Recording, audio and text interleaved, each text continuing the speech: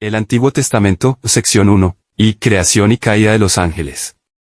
Primeramente he visto levantarse delante de mi vista un espacio inmenso, lleno de luz, y dentro de ese espacio de luz, muy arriba, como un globo resplandeciente cual un sol, y en él sentí que estaba la ciudad de la Trinidad. Yo la llamo, a mí misma, la armonía, la concordancia, y vi salir de allí virtud y poder. De pronto aparecieron debajo del globo resplandeciente, coros luminosos, anillos, círculos trabados entre sí, de espíritus maravillosamente esplendorosos, fuertes, de admirable hermosura.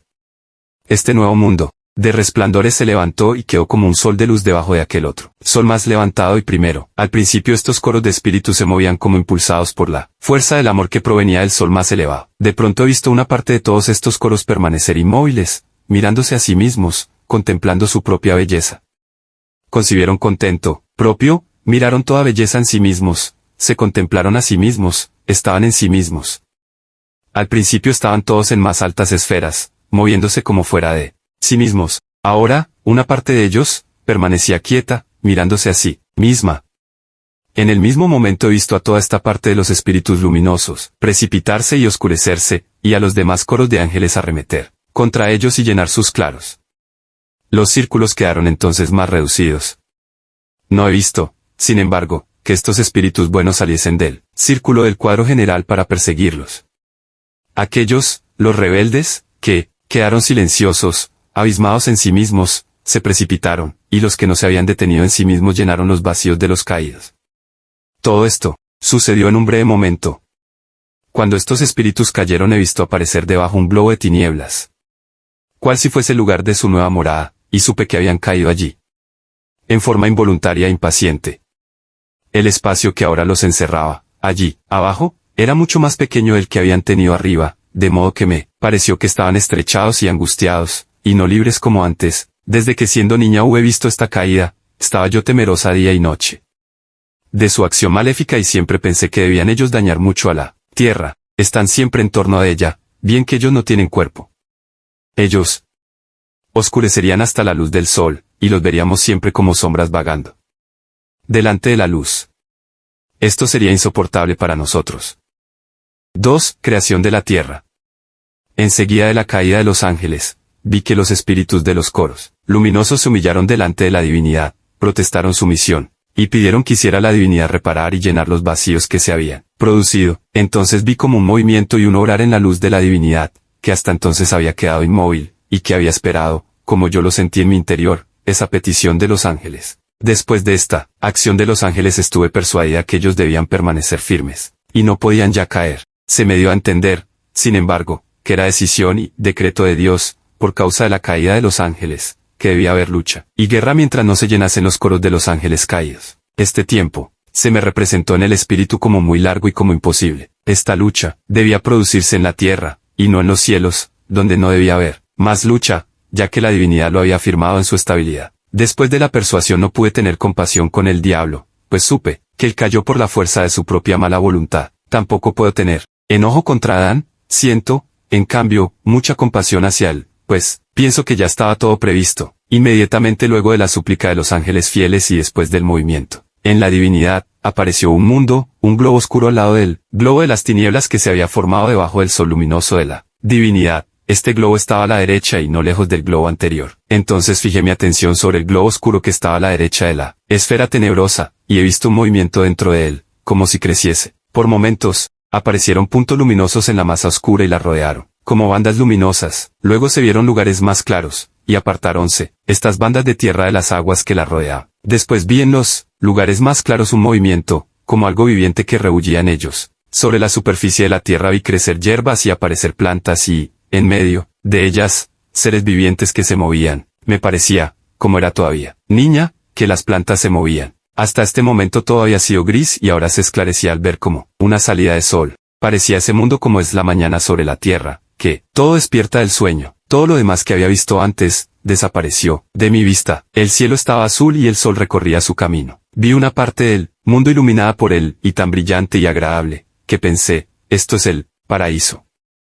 Las praderas tenían elevaciones insensibles cubiertas de vegetación y de verdor. En el medio se veía una fuente, de la cual salían ríos en todas direcciones, y algunos volvían a su origen. En este agua vi por primera vez movimiento, y seres vivientes, después vi animales entre las plantas y arbustos, parecía que despertaran del sueño mirando a través de las hierbas y plantas. Estos animales no eran ariscos y eran muy diferentes a los actuales. Si los comparo con los animales de ahora, aquellos me parecían como hombres. Eran inocentes, puros, nobles, muy ágiles, llenos de contento y muy mansos. No puedo expresar con palabras cómo eran entonces estos animales. La mayoría de ellos me eran desconocidos. No veía allí ninguno igual a los de ahora. He visto elefantes, ciervos, camellos y especialmente el unicornio, que vi después también en el arca de Noé. Era allí de modo particular manso y cariñoso. Era más corto que el caballo y tenía la cabeza más redondeada. No he visto entonces ningún mono, ni insectos, ni tampoco animal alguno, repugnante o escuálido. He pensado siempre que estos animales surgieron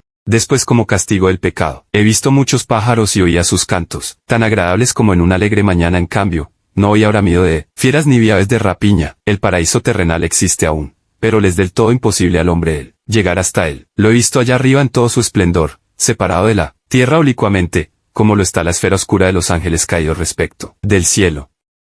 3. Adán y Eva. He visto que Adán no fue creado en el paraíso, sino en el lugar que más tarde fue Jerusalén. Lo he visto surgiendo, luminoso y blanco, de una pequeña elevación de tierra amarilla, como saliendo de un molde. El sol brillaba, y yo pensaba, cuando niña, que el sol con su brillo lo hacía brotar de la tierra. Era como nacido de la tierra, entonces virgen. Dios bendijo esta tierra y ella fue como su madre. Él no salió de repente de la tierra, tardó algún tiempo en aparecer. Estaba recostado sobre su parte izquierda, con el brazo sobre la cabeza, y parecía velado de una niebla fluorescente. Yo veía una figura en su costado derecho y estaba persuadida de que era Eva, la cual fue más tarde sacada de Adán en el paraíso por obra de Dios. Dios llamó a Adán y fue entonces como si la colina se abría y Adán surgía poco a poco del seno de ella. No había árboles en torno, sino solo pequeñas plantas floridas. He visto también que los animales salían uno a uno de la tierra y que se separaban luego las hembras. He visto que Adán fue llevado muy lejos de allí, a un jardín colocado en alto, el paraíso terrenal. Dios hizo desfilar a los animales ante él. Adán los nombraba y ellos le seguían y le hacían fiestas. Toda la creación servía a Adán antes del pecado. He visto a Adán en el paraíso,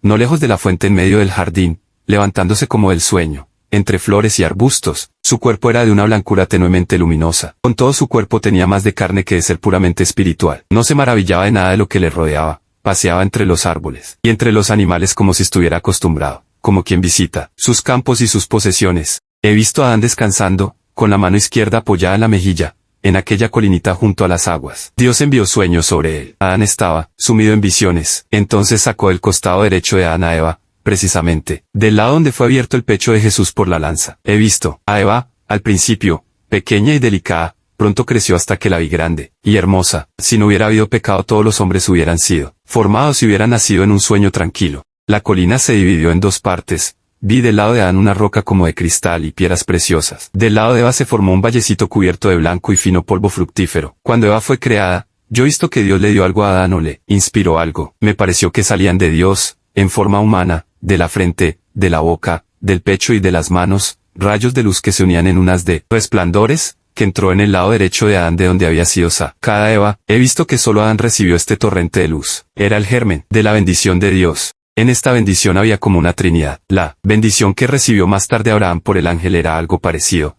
pero no tan luminoso como lo recibido por Adán.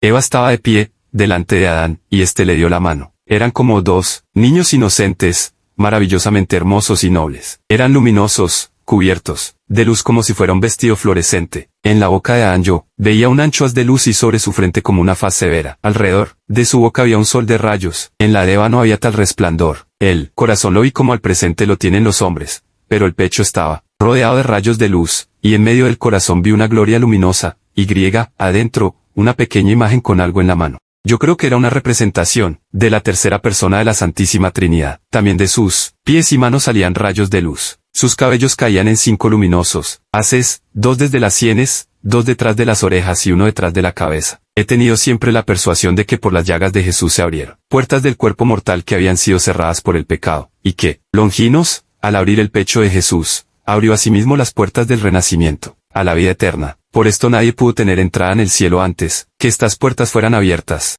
Los haces luminosos de la cabeza de Adán, los he visto como una superabundancia, como una gloria en relación con otros resplandores. Esta gloria vuelve de nuevo sobre los cuerpos glorificados. de los bienaventurados. Nuestros cabellos son restos de la caída y perdida gloria, y como están nuestros cabellos ahora en comparación con los rayos de luz, así es nuestra carne comparada con el cuerpo de Adán anterior a la caída. El sol de luz sobre la boca de Adán tenía relación con la bendición de una santa descendencia por Dios, la cual, sin la culpa original, se hubiese efectuado por medio de la palabra. Adán dio la mano a Eva, y caminaron desde el lugar donde la mujer había sido creada, a través del paraíso, examinándolo todo y gozando de la creación. Este lugar era el más elevado del paraíso terrenal. Todo era resplandor y luz y más ameno que los demás lugares del mismo paraíso.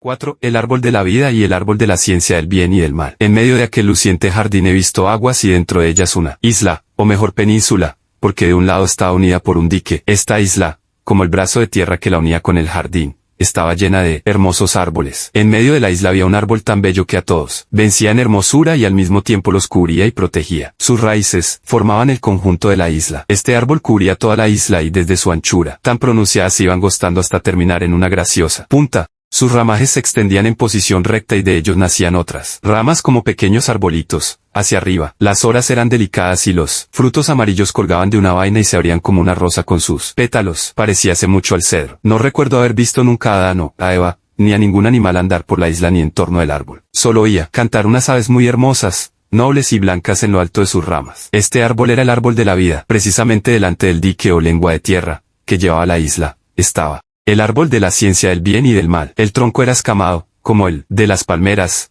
Las hojas nacían inmediatamente del tronco. Eran muy grandes y anchas, como suelas de zapatos. Delante y escondidas entre las hojas había frutas, que colgaban en racimos de a 5, de las cuales una salía un tanto más que las otras 4 que estaban en su pezón. Esta fruta amarilla no era tan parecida a la manzana, sino más bien a la pera o al higo. Tenía 5 nervios o pequeñas ramificaciones. El interior de la fruta era blando, como el de un higo, de color del azúcar quemado, atravesado por nervaduras de color de sangre. El árbol era más ancho arriba que abajo y las ramas se internaban profundamente en la tierra. Aún ahora veo esta especie de árbol en los países de clima caluroso. Echa renuevos de sus ramas en el suelo y las raíces se entierran y salen nuevos troncos, los cuales a su vez vuelven a echar raíces. De modo que estos árboles, semejantes a menudo cubren gran extensión de tierra y bajo su sombra descansan a veces familias enteras de caminantes. Un trecho hacia la derecha del árbol de la ciencia veo una colinita redondeada, como un huevo, cubierta de granitos de un rojo luminoso y toda clase de piedras preciosas de variados colores. Estaba rellenada de formas de cristales preciosos. Alrededor de la colinita había hermosos árboles de una altura tal que se podía estar en ellas sin ser observado. También había en tomo hierbas y arbustos. Estos el pecado de nuestros primeros padres. He visto cómo Adán y Eva recorrían por primera vez el paraíso terrenal. Los animales les salían al encuentro y les servían y acompañaban. He visto que tenían más relación con Eva que con Adán. Me parecía que Eva tenía más que hacer con la tierra y con las criaturas de la naturaleza. Ella miraba más hacia abajo y en tomo suyo y se manifestaba más curiosa e investigadora. Adán era más silencioso y más dirigido hacia Dios, su creador, que hacia las criaturas. Entre todas las criaturas había una que, más que las otras, se había aficionado a Eva. Era un animalito indeciblemente agradable, amistoso y halagador. No conozco otro animal en la naturaleza que pueda ser comparado con él. Era completamente liso, delgado de cuerpo, parecía no tener huesos, sus patitas traseras eran cortas y corría levantado sobre ellas. Tenía cola terminada, en punta, que llegaba y arrastraba por el suelo, y arriba, cerca de la cabeza, tenía además 2 pequeñas patitas muy cortas. La cabeza era redonda y de mirar prudente y mostraba a veces una lengüita muy movible. El color del vientre, del pecho y del cuello era blanco amarillento, y por encima, la parte superior, más oscuro, casi como una anguila. Su estatura, cuando estaba levantado, era como la de un niño de 10 años de edad. Estaba siempre en torno de Eva, y era tan halagador y salamero, tan movedizo e interesado en mostrarse y rodear a Eva, que ésta encontraba gran placer en su compañía. Con todo, este animalito tenía para mí algo misteriosamente temible y, aún lo tengo ahora así ante mis ojos. No he visto que ni Adán ni Eva lo tocasen. Había, en efecto, antes de la caída, un gran distanciamiento entre el hombre y los animales. Ni siquiera los primeros hombres del mundo los he visto tocar a los animales, y aun cuando los animales eran mansos y más relacionados con los hombres, se conservaban los unos más alejados de los otros. Cuando Adán y Eva volvieron a aquel lugar resplandeciente, apareció una faz luminosa delante de ellos, como la de un hombre noble y severo, de blanca y luminosa cabellera, y me pareció que, indicándoles toda la naturaleza, se la entregaba y que algo, en cambio, les mandaba observar. Ellos no se mostraban cohibidos en su presencia y lo escuchaban sin mostrar temor alguno. Cuando este ser desapareció me pareció que quedaron aún más contentos, más dichosos, y que entendían más y encontraban mayor orden en todo lo que veían en la naturaleza. Sentían un gran deseo de agradecer, y este sentimiento era mayor en Adán que en Eva, que encontraba más contento en su dicha y miraba más a las cosas que al agradecimiento a Dios. Ella no estaba tan abismada en Dios como Adán. Ella tenía más su alma en la naturaleza. Creo que pasearon por el paraíso terrenal 3 veces. He visto a Adán dando gracias y maravillándose de la belleza de la creación,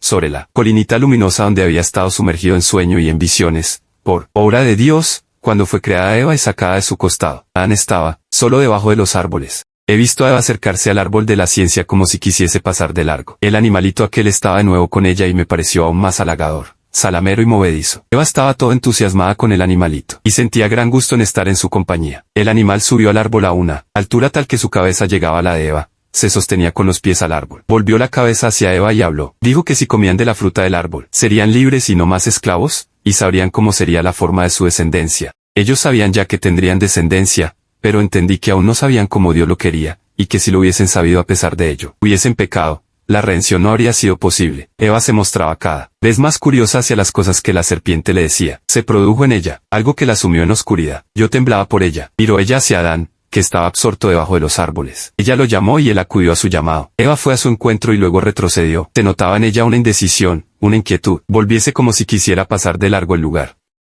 del árbol, pero se acercó a él por el lado izquierdo y estuvo detrás del cubierta, por las hojas largas y caídas. El árbol era por arriba más ancho que por abajo y las hojas colgaban pesadamente hasta el suelo. Colgaba también, en la parte donde se hallaba Eva, una fruta de particular hermosura. Cuando Adán llegó al lugar, Eva lo tomó del brazo y señaló al animal que hablaba. Adán escuchó también sus palabras. Al tomarle el brazo fue la primera vez que lo hacía. Adán no la tocó, y vi que había ya oscuridad en ella. He visto que la serpiente señaló la fruta, pero no se atrevió a arrancársela para Eva. Pero no bien Eva manifestó deseos de tener la fruta, entonces la serpiente la desgajó y se la alcanzó a Eva. Era la fruta más hermosa del medio de un como racimo de 5 frutas juntas que colgaban del árbol. He visto que Eva se acercó a Adán con la fruta y se la dio, puesto que sin el consentimiento de éste no se habría realizado la culpa y el pecado primero. He visto como que la fruta se pudría en las manos de Adán y que él veía figuras adentro. Parecía que ellos llegaban a saber lo que les convenía ignorar. La parte interna de la fruta estaba cruzada con venas color de sangre. He visto cómo se oscurecían, perdiendo el resplandor que los envolvía y sus rostros perdieron la serenidad. Parecióme que hasta el sol se retiraba. La serpiente bajó al punto del árbol y huyó sobre sus 4 patas. No vi comer la fruta, como se hace al presente, con la boca, pero la fruta desapareció de entre las manos. Entendí que Eva ya había pecado cuando la serpiente estaba en el árbol, puesto que la voluntad de Eva estaba ya con la serpiente. Supe entonces algo que no puedo ahora explicar debidamente. Era como si la serpiente fuese la figura y la representación exterior de la voluntad de Eva, como de un ser con el cual pudiesen ellos hacerlo y alcanzarlo. Todo, dentro de esta voluntad, en figura, entró Satán. Por el gustar de la fruta prohibida no estaba aún completo el pecado, pero esta fruta de tal árbol, que echa sus ramas en la tierra y reproduce nuevas plantas de la misma especie, que hacen lo mismo luego al hincarse en el suelo, tienen sí la significación de un trasplante y de una reproducción de su mismo poder, y esta reproducción es como un trasplante pecaminoso, apartado de Dios. De este modo se realizó, con la desobediencia y con el gustar de la fruta, la separación de la criatura de su Dios y la reproducción, en sí y por sí, y el amor de sí, en la naturaleza humana. El hecho de gustar la fruta, que tenía en sí esta significación y este concepto, tuvo como consecuencia una reversión, una marcha hacia atrás en la naturaleza, y trajo el pecado, y la muerte. La bendición de una descendencia santa y pura en Dios y, por Dios, que había recibido Adán después de la creación de Eva, le fue quitada. Después de probar la fruta, yo he visto como al dejar a Adán su lugar en la colinita para ir hacia Eva, que lo llamaba, se aproximó el Señor por detrás de él y le quitaba algo de su cuerpo. Tuve la persuasión de que de ello debía salir la salud del mundo. Tuve una vez, en la fiesta de la Inmaculada Concepción de María, una visión de Dios sobre este misterio. He visto en Adán y Eva encerrada la vida corporal y espiritual de todos los hombres, y como por el pecado y caída fue esta vida corrompida y mezclada, y como los ángeles caídos adquirieron entonces poder sobre los hombres. He visto en esta visión como la segunda persona de la Santísima Trinidad descendió sobre Adán y con una especie de cuchillo retorcido le sacaba esa bendición antes que consintiese en el pecado. En el mismo momento he visto salir, como del costado de Adán, de donde se le había sacado la bendición, a la Virgen Inmaculada, y remontarse como una nubecilla luminosa hasta Dios en su gloria. Con el gustar de la fruta prohibida se encontraron a Adán y Eva como embriagados, y con el consentimiento en el pecado se obró en ellos un cambio muy grande. Estaba entonces la serpiente entre ellos estaban como penetrados con la esencia de ese ser, y se vio entonces a la cizaña entre él. Buen trigo. La circuncisión fue instituida como penitencia y castigo. Como la viña se poda para que el fruto, el vino, no se agreste ni la planta estéril. Así, tuvo que hacerse con el hombre para que pudiera ser nuevamente ennoblecido. Cierta vez que se me mostró en visión la reparación de la culpa, vi un cuadro, donde salía Eva del costado de Adán y ya estiraba el cuello hacia la fruta prohibida, corría apresurada y se abrazaba con el árbol. Y luego vi otro cuadro donde, por el contrario, se veía a Jesús, nacido de la Inmaculada Virgen María, que corría hacia el árbol de la cruz y se abrazaba con él. En esta ocasión vi que la descendencia de Eva, oscurecida por el pecado, se purificaba por los padecimientos de Jesús, y comprendí que debe ser arrancado el placer prohibido de la carne del hombre mediante el dolor de la penitencia. Las palabras de la epístola, Gal. N. 30-31, donde dice que el hijo de la esclava no debe ser heredero, las entendí siempre en el sentido de que bajo el nombre de esclava se comprendía la carne y la sujeción de la misma. El matrimonio es un estado de penitencia y requiere abnegación, oración, ayuno, la necesidad de dar limosna y de tener la intención de aumentar el reino de Dios con los hijos.